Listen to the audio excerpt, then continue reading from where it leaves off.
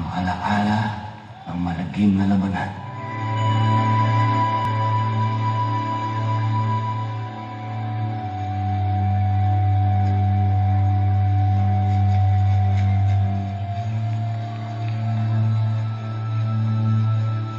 Magandang araw po.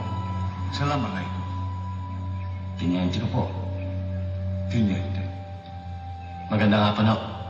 Sana'y ito na ang daan tungo sa kapayapaan. Papalapit na si Commander Malik. Dahil na Tiniente, ayun na si Malik.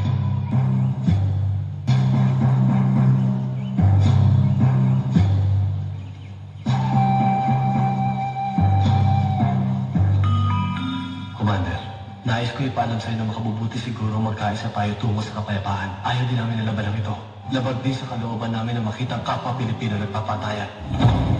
Luluhod ka kapag kinakausap mo kami. Kung sa mundo nyo, general ka, dito sa kagubatan kami ang Diyos.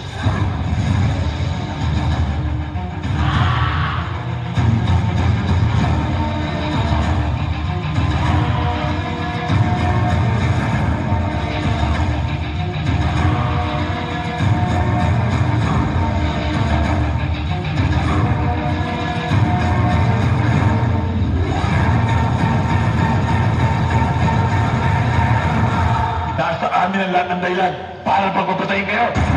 Wala kayong dahilan para patayin kami.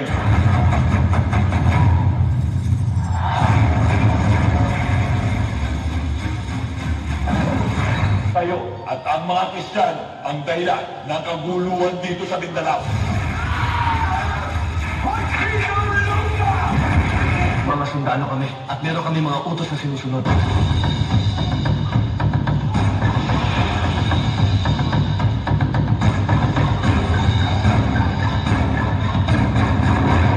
Pumatay tayong lumalaban.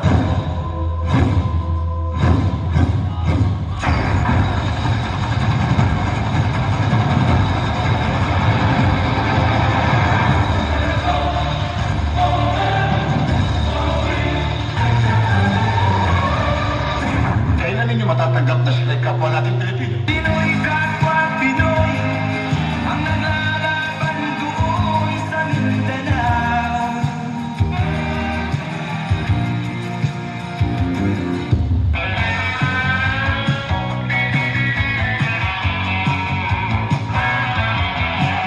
Ang kulay ko'y di pati, ang lahi ko'y kayong anggi.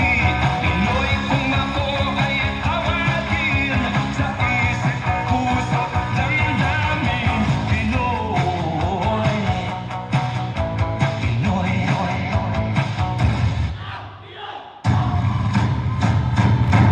Ang batas ay batas. Gucci.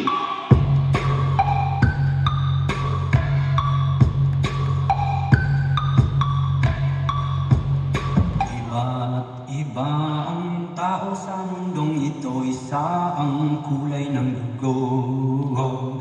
Iba't iba ang tao sa mundong ito, isa ang kulay ng dugo.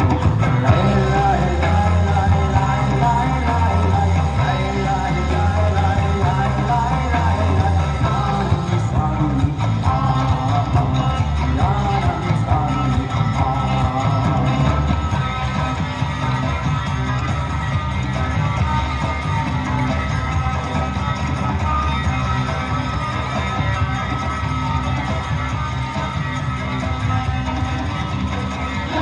Ito na ang daan tungo sa kapayapaan.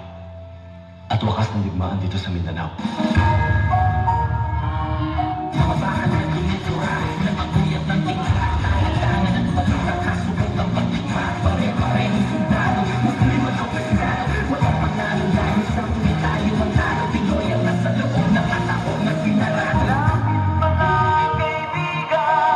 Ito na ang daan tungo sa kapayapaan. Napakaraming buhay ang nawala dahil sa digmaang walang kabuluhan.